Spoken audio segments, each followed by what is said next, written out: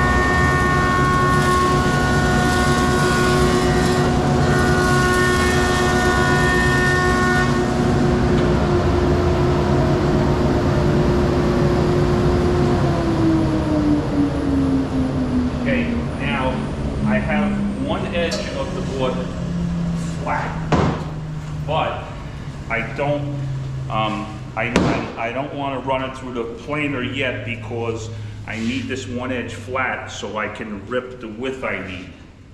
And then I can flatten it and run it through the planer.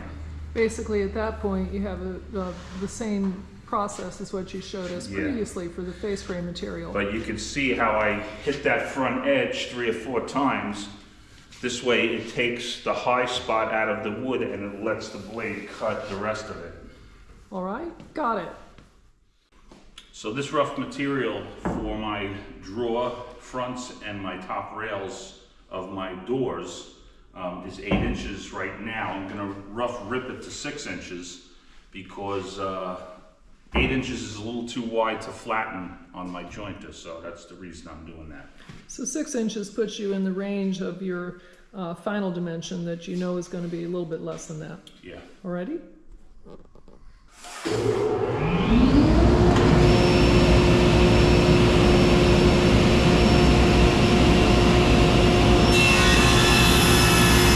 Rich, you have ripped this to rough width rips, and I know your next step is to flatten the material Doesn't come out of the lumber yard flat, does it? Show us what you're talking about. Well, what I was talking about in an earlier video with the jointer, you could see that the board is warped. So it's like this. If I try to flatten it going through the jointer like that, I'm gonna keep taking off from here back, and I'm not gonna hit this as much as I hit this, and it's gonna kind of make the piece into a wedge shape. So what I'll do is flip the board over. So now I have a high spot here and here. So once I take the high spot off, then it's gonna flatten the board. And the two outside corners will keep the piece flat without letting it twist. All right. So you'll be not only listening to the tools, but also listening to the material. It speaks to you. Yeah. All right. Set for a little less than a 30-second on the jointer, and I'll be able to hear the high and low spots as it's going through.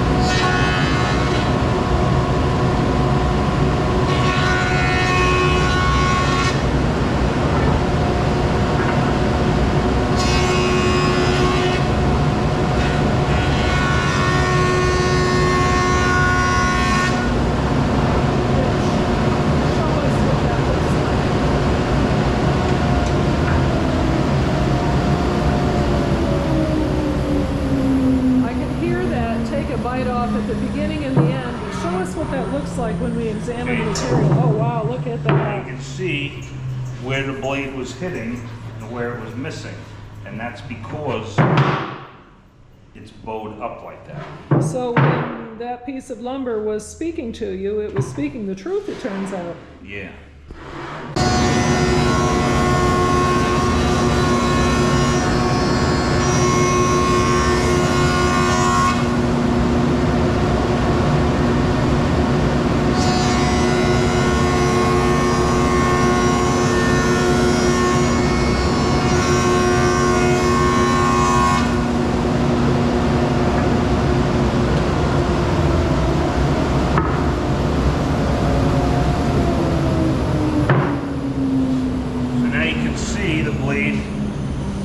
Got the whole board, so now I know that this board is flat.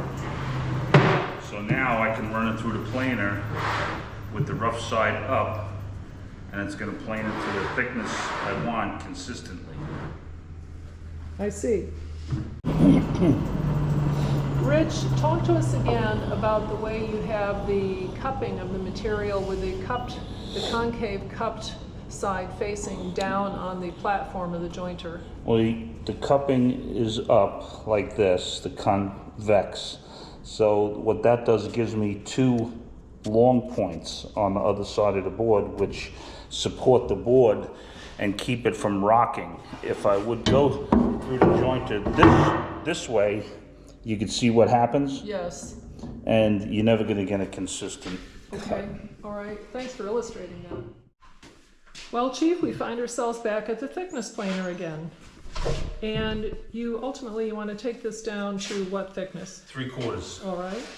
So you're starting at about, this is rough now, it's about 1 3/16 inches. And so you'll run it through on both sides until you get to the end point you want. All right, here we go.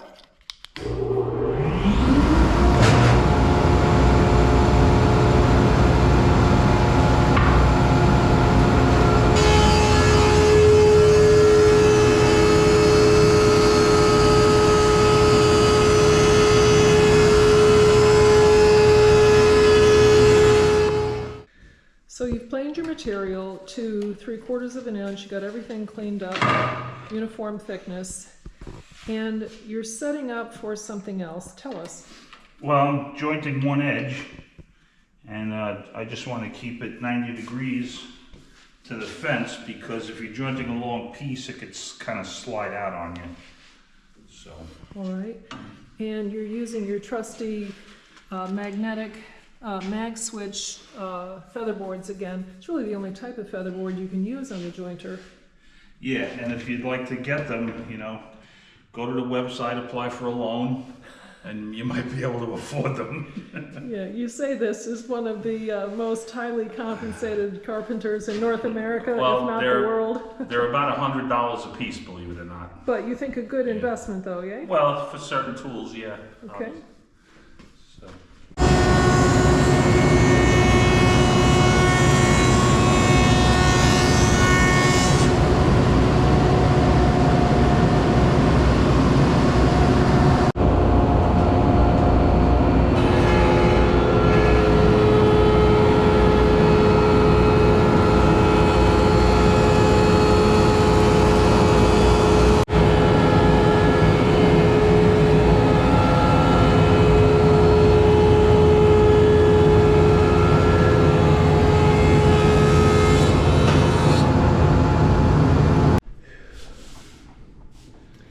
Well, you gotta look good, and you sure do. We've got the material taken from the rough down to finished milled thickness, 3/4 of an inch, edges nice and square.